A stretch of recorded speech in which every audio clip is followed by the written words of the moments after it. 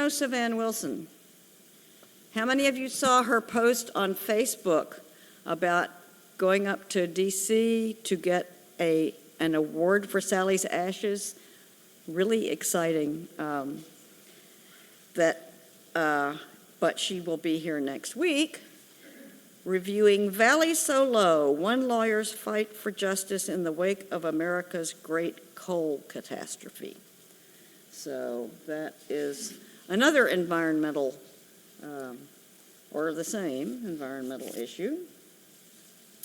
And we're getting down toward the end of the season. We've got, after Savannah, we have Skip Jones, Joe Sides, and Alan Samry coming up. And then that'll do it. Yes, Gil. Yes, consanguinity starts immediately? Or not till June, probably. We have a month off.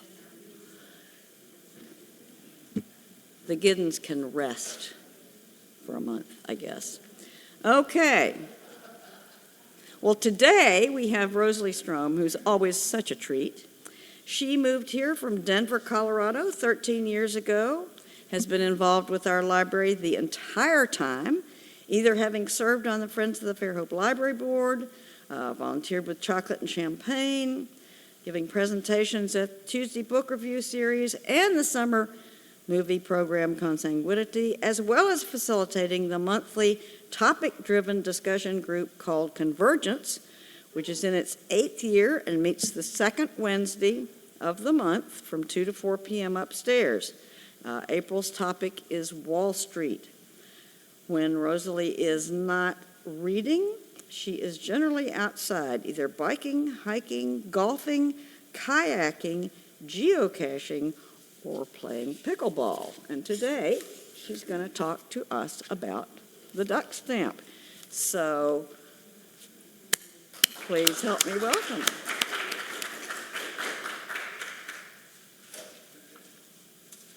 There's a lot of slides today, but they're going to go quick, so, be patient. This is a topic I knew nothing about, and man, it's a good one. That's all I have to say. So that's just my intro to say hello. The topic that I decided to cover was based on the book that I started with, The Wild Duck Chase, Inside the Strange and Wonderful World of the Federal Duck Stamp Contest, written by Martin J. Smith, and it was written in 2014. First of all, what is a duck stamp? Some of you may know it. How many people know what a duck stamp is? All right, wow, that's good. Okay, you're going to hear some really interesting information then. First of all, for those of you who don't know what a duck stamp is, the federal duck stamp has nothing to do with postage stamps. All waterfowl hunters over the age of 16 must buy and carry this permit, which gets you into 570 national wildlife refuge areas for free, and then you are able to hunt migratory birds in accordance with other local restrictions and limitations. So that's what one is. That first one that you see on the right is from 1934, and I'll get to that in a minute. The federal duck stamp program started in 1934 because it started after the Dust Bowl. And the Dust Bowl started in 1930 and created such severe drought conditions in the Midwest that overflying birds had no water or habitat to live and repopulate. The program has generated over $1 billion in revenue, and by law, 98 cents of every dollar raised has been spent to buy or lease 6 million acres of waterfowl habitat in the United States, which is protected under the National Wildlife Refuge System. It raises $40 million every year to conserve wetlands, and it's considered one of the most successful and significant conservation programs ever created. Let's see. So, the federal duck stamp program, this is where it's located, 4401 North Fairfax. That looks mighty impressive, doesn't it? Wow, look at that building. It only has 3 offices on the 5th floor. The federal duck stamp program has only 3 offices on the 5th floor.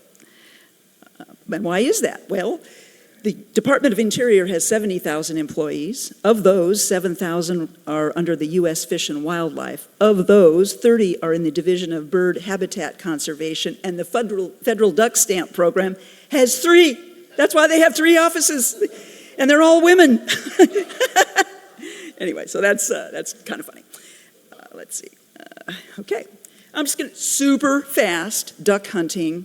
Also interesting. Super fast duck hunting history. 1630 to 1700, what were you? You were hungry when you lived in America, and you shot and killed something because you could eat it. In 1708, there got to be so many birds killed that, for the first time ever, New York saw such bird devastation that they instituted a hunting season with limited number of kills. That was bold in 1708. In 1790 to 1850, railroads across the country opened up with refrigerated cars, so all those dead birds could feed a nation without spoilage. And that was a good thing. Now, this book may look familiar. I'm sure if we haven't seen it, we've probably heard about it. John Audubon published his seminal book, Birds of America, in 1827, which raised the consciousness of Americans to decide that indiscriminate extermination of entire species was not how we wanted to be known on the world stage. His lesson to the world in that book was also that Earth's resources are owned by no one and should be held in trust by government for future generations. It's kind of ironic, though, for those of you who know this already, Audubon often shot to death a lot of birds to wire them together to get this beautiful pose that he was looking for. FYI, an original copy of this book just sold at auction for $11.5 million. So it's quite a seminal book. That was a big statement back in 1827. Okay, then there was a landmark law in 1842, kind of following on Audubon, people raising the awareness of people in America.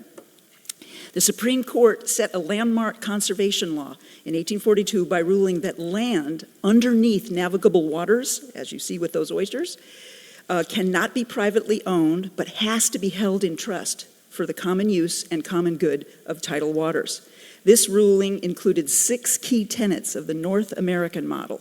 Number 1, wildlife is an international public resource. Makes me happy. 2, wildlife should be protected by laws. C, indiscriminate market hunting should be eliminated. That market hunting just means killing everything that you see, everything that you're looking at, just kill it. 4, wildlife kills are allowed for legitimate purposes only. 5, science should guide wildlife management policies. That's in 1842. That's pretty good. And 6, access to hunting should also be available to everyone. I thought that was pretty good. In 1860, so that happened in 1842, and there were people still at, because nobody's out there monitoring who's shooting and killing things. Well, in 1860, this 12-foot-long punt gun, that's what it's called, launched 1 pound of shot and was outlawed because it could kill 100 birds with 1 shot. So it was deemed unsportsmanlike. Yeah, would you think that'd be obvious? But no. Okay.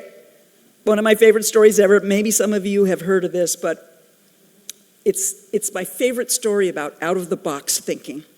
Okay. The beautiful roseate spoonbill on the left was a very popular bird in America because of its features, which were used in fancy hat decorations. An ornithologist during that time period did a survey in downtown New York and found that 542 of the 700 women's hats he saw displayed parts of various birds.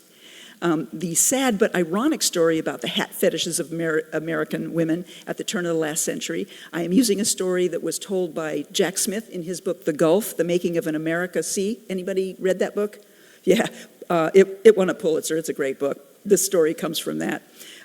Plume hunting, feather hunting, was so profitable during these years that about 5 million birds were being killed each year. And one hunter boasted that he was able to kill 141,000 birds in a single season. Now, some of you may already know this. It was news to me when I read the Jack Smith book.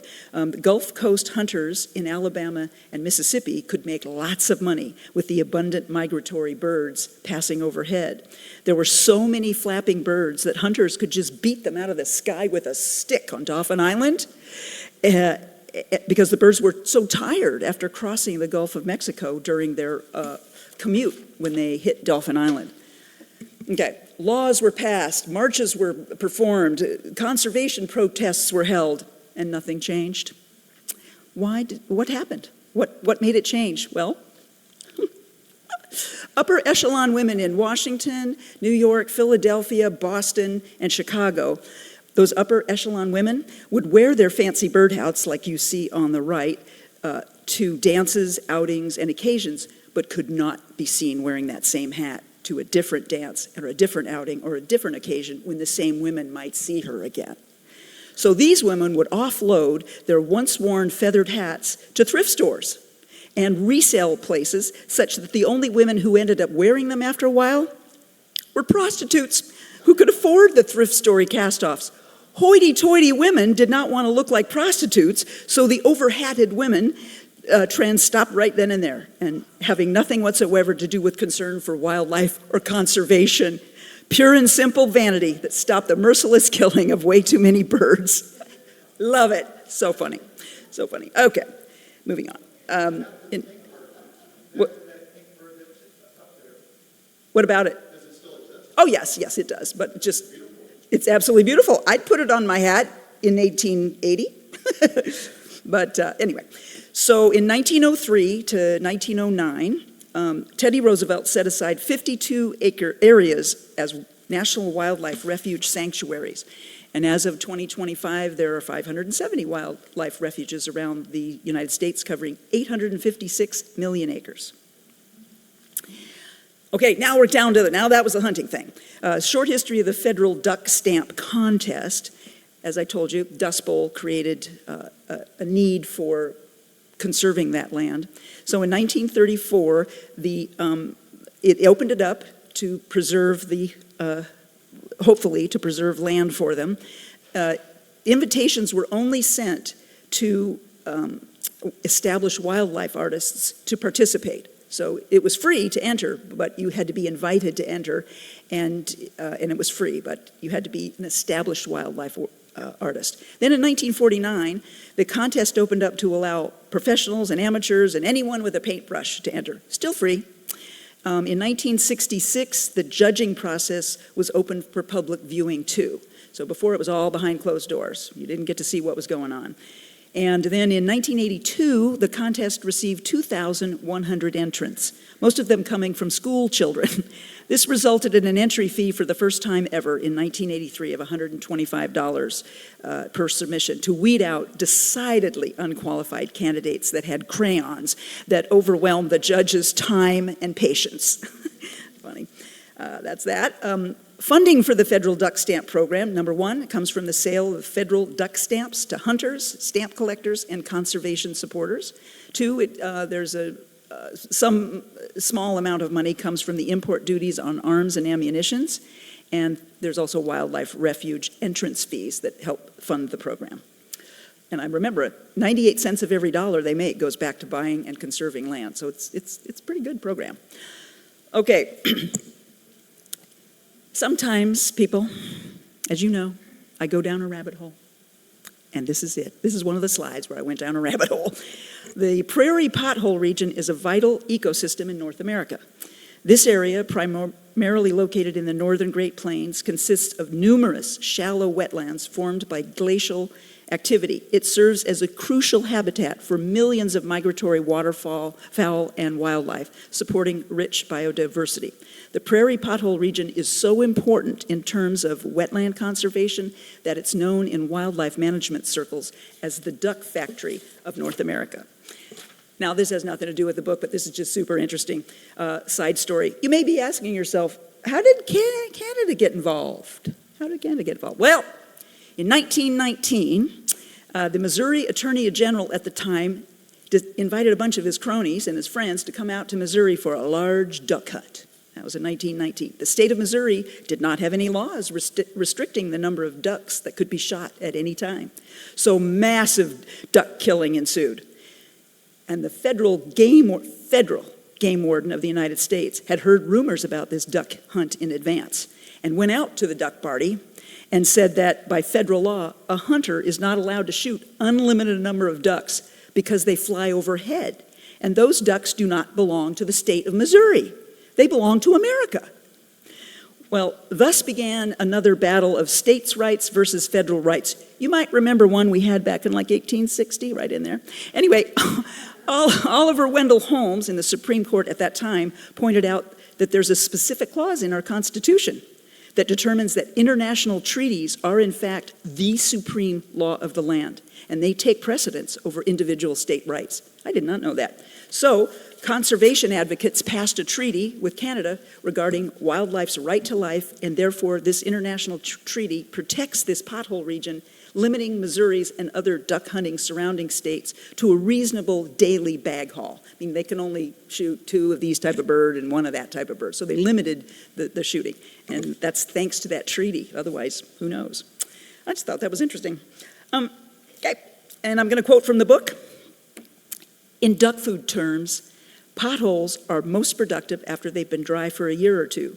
That triggers what can be described as an explosion of invertebrates, such as flies, midges, and freshwater shrimp. These invertebrates are the equivalent of filet mignon, little energy bombs that provide 3 to 4 times as much protein as plants. And to an overflying duck, full prairie potholes are like bright, glowing interstate exit signs advertising a free all-you-can-eat buffet. Funny, that was funny. Okay, so now back to the contest.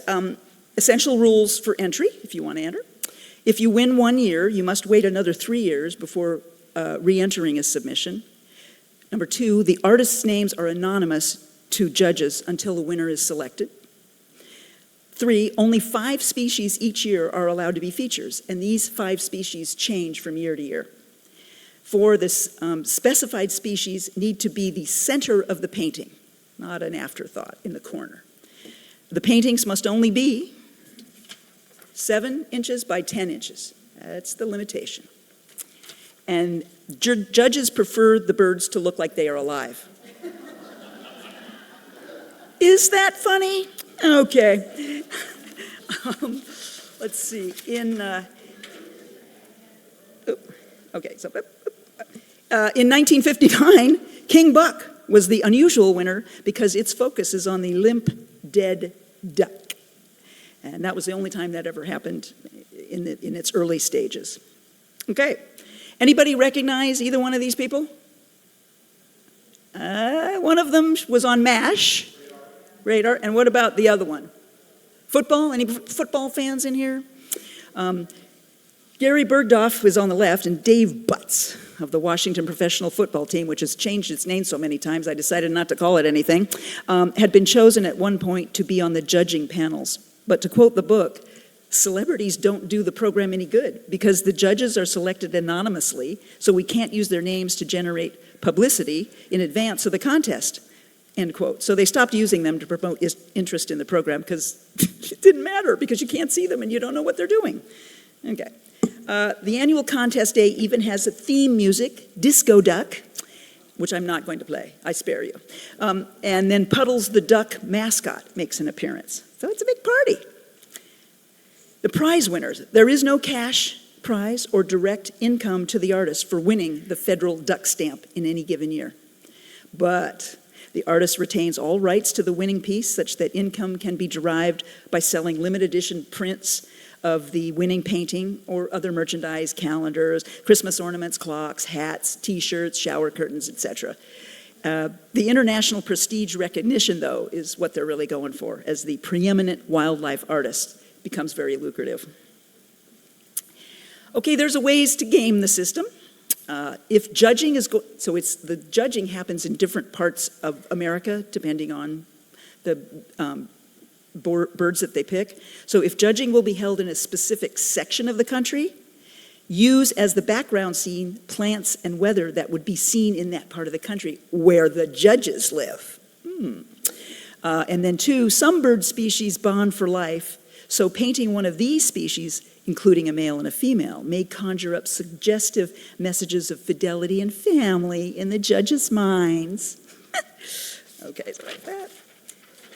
And this guy's amazing. So Mark Berger had been an aerospace engineer, and he didn't want to anymore.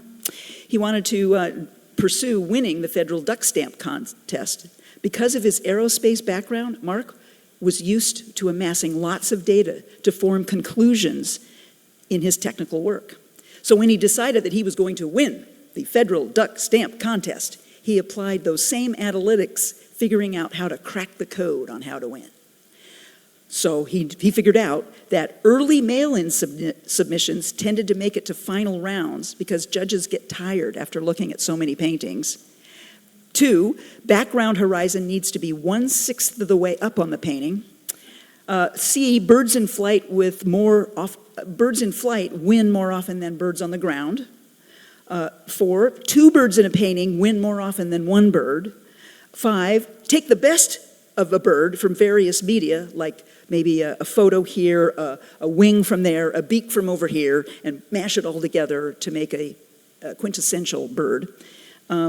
Birds, 7, I think. A bird should not touch each other in the painting. Oh. And then he decided that he was not going to, many of these painters get expensive camera equipment and wait for them and take a picture, take bunches of pictures, and then they paint from those photos that they took. Well, he decided, I figured I could spend $10,000 on a big lens or $10 on a bag of birdseed and just watch them.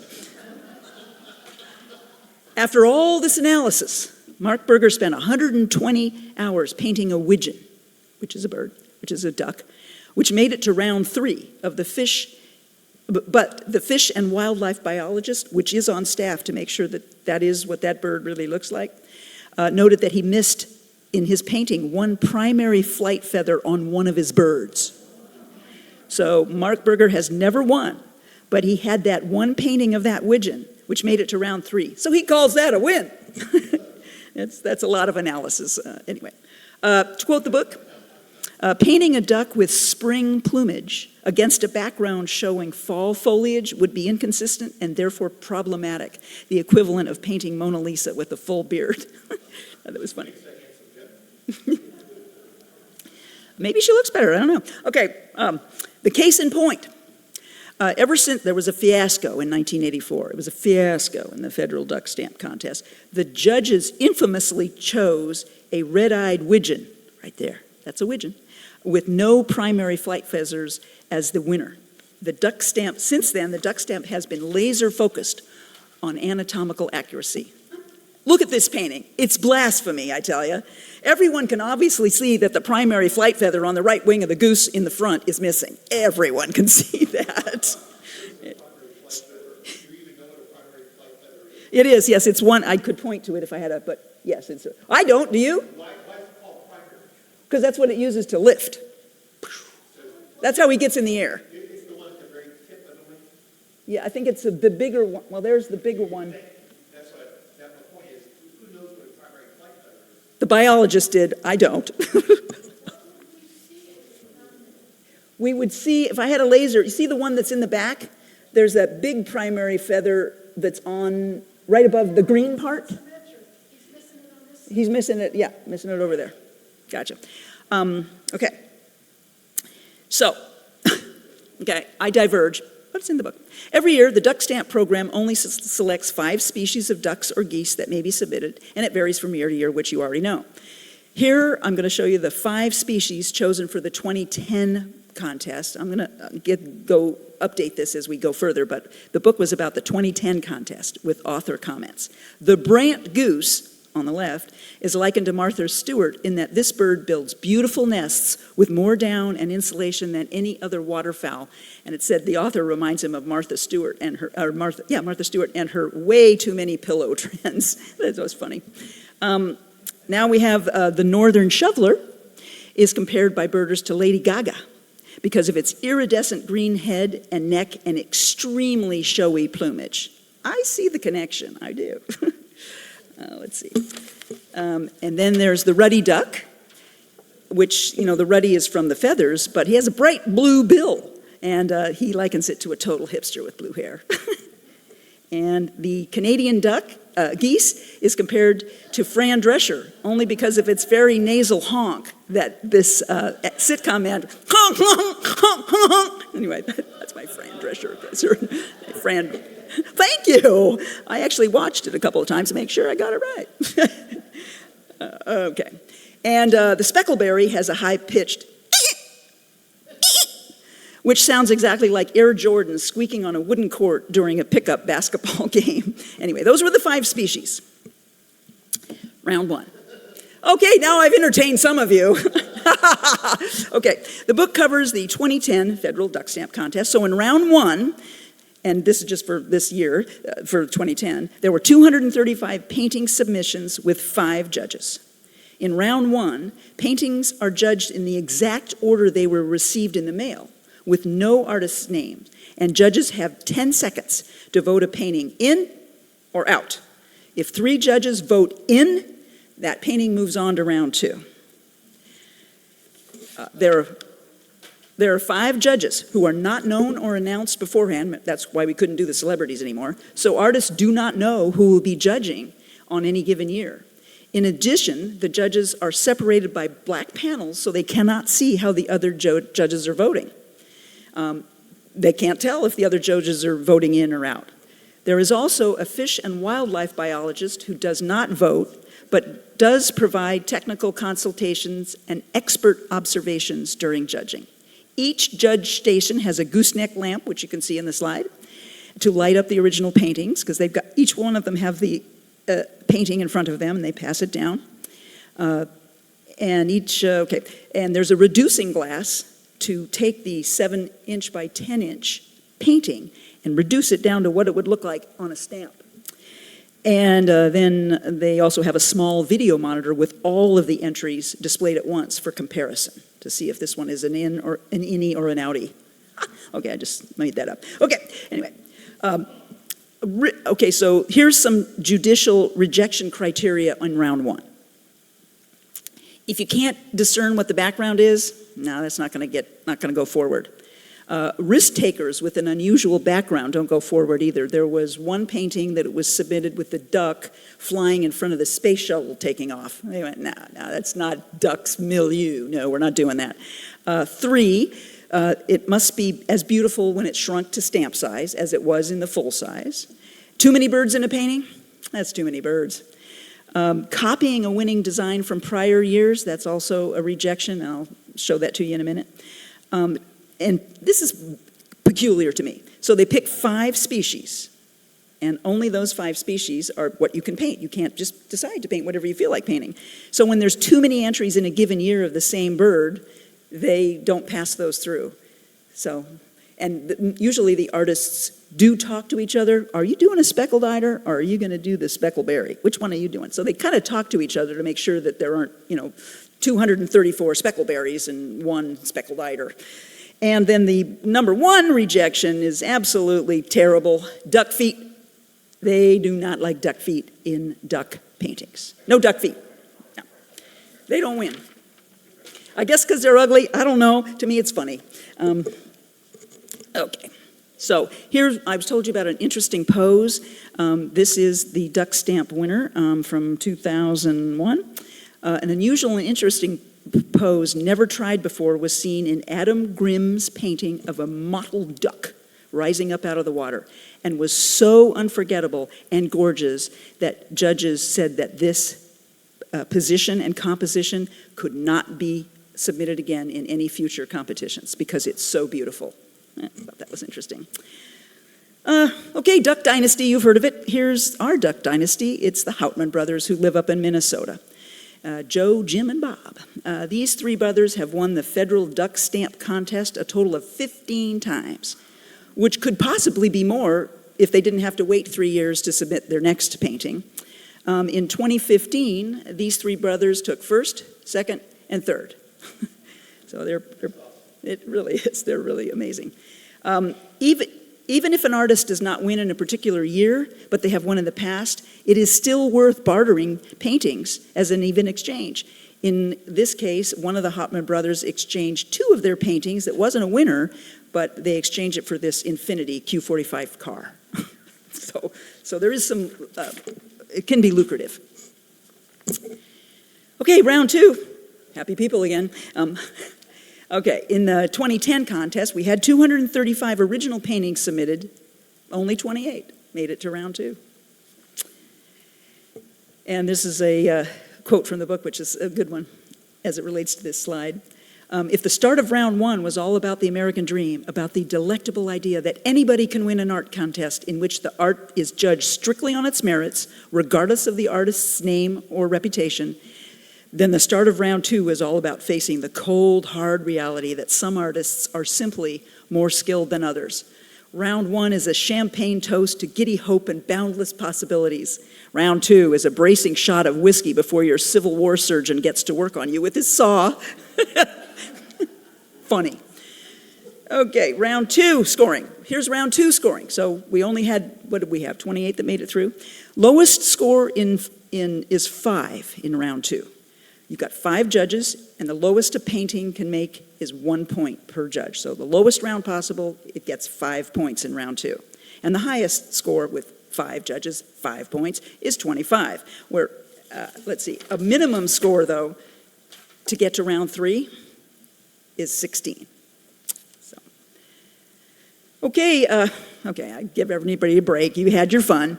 For the 2010 duck contest, only 11 paintings made it to round 3. Judges are now examining every detail of the entries and the artist's depiction of those details, focusing only on technical parameters and inaccuracies that could be detected by future observers and those which could be questioned as an appropriate winner. In general, an artist's strict adherence to realism, near perfection in technical parameters, and good composition for smaller stamp proportions produces the entries that score high and end up as finalists. Scoring for round 3, for whichever paintings are left, uses the same 5 judges. Minimum score could be 15 for a painting, which is 5 judges, and the lowest score they can give them in round 3 is 3 points, which would be 15. But a perfect score is 5 judges, 5 points, 25 points. Okay. This painting by another of the Houtman brothers won in 2010 because of the gathering of the gray storm clouds contributing to a high alert of organic naturalism between the birds and their urgent environment, which draws the viewer into the ongoing drama. And there's a boat there, way down small, but there's nobody in it. Like, what happened to the people in the boat? Where did the boat come from? It's a very dramatic painting, even though it's ducks. I get it. So, anyway, that was the winner of the 2010 contest. I mean, the ultimate irony of the federal duck stamp program is that hunters who go out to shoot and kill migratory birds are the folks paying for the duck stamp, which in the long run pays for the conservation wetland acreage that allows the ducks and geese to proliferate so that they can be shot. It's fascinating and interesting, and it's preserved many species that probably would be dead by now. The National Wildlife Refuge System, to this day, it has 850 million acres. It generates $1.7 billion per year in visitor revenue, and I think I told you already there were 570 refuges. Alabama, yay, has 11 of them. And anybody know what our closest one is? Yeah. Oh, okay. Well, we'll go to that. The closest refuge to Fairhope is Bon Secours. So if you haven't been down there, do yourself a favor, because you can see all sorts of different topography and ways for birds to live here. Yeah. Yes. Okay. They might even serve duck. I don't know. Okay, so anyway, so go. If you haven't been down to Bon Secours, it's beautiful. Yeah, they do. At the wild refuge, at the wild refuges. Bon Secours. But you have to do it according to, yeah. Yeah. Okay. No, wait, okay. Hang on a minute. Where was I? Okay. The Duck Stamp Modernization Act of 2023 has simplified the federal duck stamp process by allowing hunters to have an electronic duck stamp on their smartphone. You see it up there? For the entirety of the hunting season. Prior to the enactment of the Duck Stamp Modernization Act, when a hunter purchased an electronic federal duck stamp, an e-stamp, the e-stamp was only valid for a period of 45 days to allow for the actual stamp to be mailed. Once the actual stamp was received, hunters were required to have a signed actual stamp, not the electronic version, in their possession while they're hunting. However, this legislation now will remove the 45-day validation period and make the electronic stamp valid for the entirety of the hunting season. To ensure the continuance and the integrity of the federal duck stamp art contest, a long-standing tradition for waterfowlers, Senate Bill 788 ensures that purchasers of e-stamps will still receive the actual stamp in the mail, even if they don't need it to go hunting. Specifically, the legislation will provide that actual stamps will be mailed to purchasers from March 10th to June 30th. But the e-stamp still is an artless digital code. Yes, they do. Is there a duck stamp collector in place? No? Okay. Here's an interesting observation. Is the duck stamp program essentially an art contest? One answer, not art. Most people say it is not an art contest, but rather a design and proportionality contest, since the art's conception of the subject and its evocative subjectivity are not stretched beyond realism set in the bird's natural environment. In addition, it is not considered art because it serves a functional real-world service like a common tool. Or, yes, it is art. Many other people say it is definitely judging artistic merits because realism is much harder to paint and more popular with public opinion, because this is the sort of art that people would want to hang in their homes, which generates revenue for the artist who is selling, reprints of it. So, let's see, so moving on, okay. Now, artist Rob McBroom, that's not his photograph. Anyway, he submits his entry every year with a $125 fee, knowing full well that his art does not comply with federal duck stamp submission regulation. But he likes to feel he is embellishing the contest with other points of view and materials used to celebrate all things duckiness. His art includes glitter, glow-in-the-dark paint, holograms, rhinestones, cut-up photographs, you name it, pieces of metal. He has been submitting his art for duck stamp judging for over 20 years, and only once has he got an in vote for the round one. But he does it kind of, not to make fun of it, but to just say, just think outside the box, another outside the box thinking. There are also some hilarious submissions, like this one, where you see that stink eye in that duck's eye. I'm going to shoot the guy that's shooting my buddy. And it gives the judges pause to giggle and laugh. Okay, so how can something so innocuous as the federal duck stamp program with 3 women feel the wrath of Trump? And I'm just saying this because this is true. The traditional theme since 1934 has been, quote, celebrate the conservation of America's wildlife and natural resources, end quote. But in 2019, Trump mandated that the new perennial theme of this annual Artcast should be renamed, Celebrating Our Waterfowl Hunting Heritage. This unusual abundance of hunting paraphernalia was the result of the Trump's administration rewrite of the rules for the annual competition sponsored by the United States Fish and Wildlife Service. Each year's contest determines the winning art that appears on the following year's stamp. So in May of 2019, after President Trump's mandate, the Fish and Wildlife Service changed the competition rules to make its permanent theme celebrating our waterfowl hunting heritage. And it added the requirement that all submitted artworks must also include appropriate waterfowl hunting-related accessories or elements. So check out that shotgun shell right next to this cinnamon teal duck. To meet the new mandate, artists did what artists do. They got creative. Entries in the contest included scenes with retrieving dogs, duck blinds, and decoys, hunters hunkered in boats, and even a trained peregrine falcon about to strike.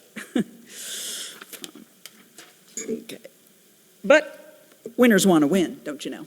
So in 2020, after the new mandate, the winner of the 2020 Duck Stamp contest was painted by none other than our favorite Jim Houtman and his Redheads, which was his 6th win. He complied with Trump's mandate graciously by including duck hunters in a boat, see way over there, on the right-hand side of the painting, such that when it was reduced to stamp size, you couldn't see it. So here's how big it, and then when it gets reduced, it's this big. You cannot see that boat or the hunters in it when it's this small. Probably can see it, but and anyway, it won because it met the requirements in a very clever way.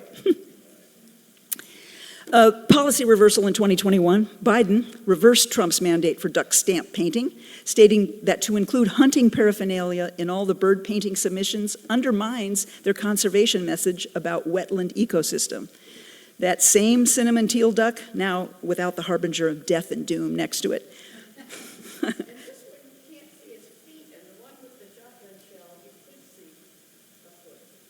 Oh, yeah, you could.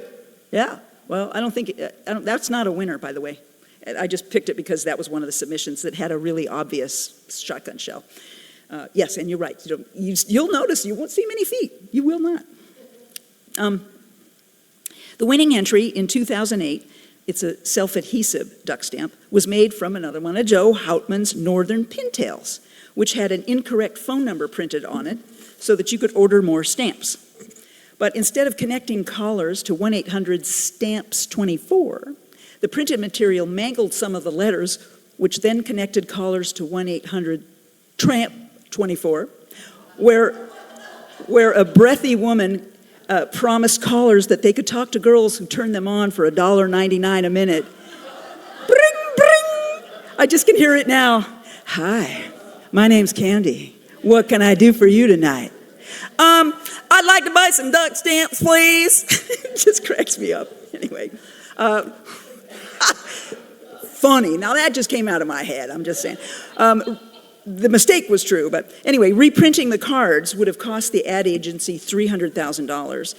And I don't know about their liability and their guarantee and their warranty. I don't know about that, but absolutely no one on the duck stamp contest committee, the three women, thought it was worth diverting that amount of money from habitat conservation to correct the unfortunate mistake. Funny. The peak year was 1971 to 1972 for selling duck stamps, and sales had been declining every year since due to fewer hunters and fewer stamp collectors. Until 2016, when this movie came out, which I did watch.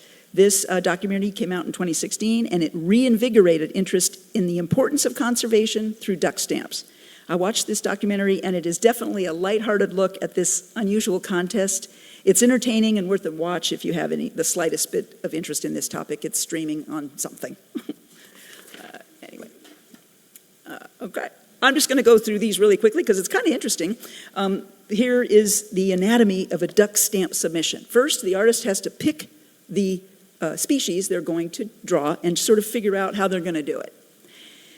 Then the next step is the artist to decide which one they're going to do, and they prepare kind of a rough drawing of what their concept is going to be. Then next is they fill in some colors, see if they like it. Something about the clouds he didn't like, and he switched it all up, and there's the same bird with a whole different background. They just kind of keep the bird, and they keep changing the background, and then they kind of go, yep, that's it, that'll do. Anyway, very cool. It's just neat to see how it goes from that down to here, and that's the one they submit. I'll do one more because it's just really neat. Do they do these color changes electronically nowadays, or do they do it? No, they do it painting. They actually Paint them, yeah. paint Yeah, and they go, okay. The rough draft on the computer, probably. get ideas Of what should it look like, and get the right kind of. Yeah.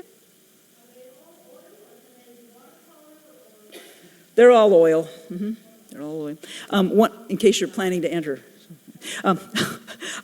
So this is another one. This is a pretty good speckleberry geese. It's pretty good. Jim Houtman, of course, decides to have this one be one of his submissions, but he says it doesn't feel quite right. It needs some tweaks. This is better. This was good, but this one's better. The clouds are better. They stay the same. It's the same bird, but the ambiance is altered. And this one, he says, this is more like it. It's the same bird, but he says, these birds look bored. There's no drama happening. You know, that one I showed you where the boat and the storm clouds, he says, this is boring. Super boring. So then we go from, okay, we started back with good, better, more like it, but here's the final product. These look more alive, and more important, they look like they are interested in being alive. That was funny. That was funny. Okay, where can I buy myself one of these duck stamps to support wetland conservation? Sporting goods stores like Bass Pro Shop and Cabela's, National Wildlife Refuges, online, or at your local post office.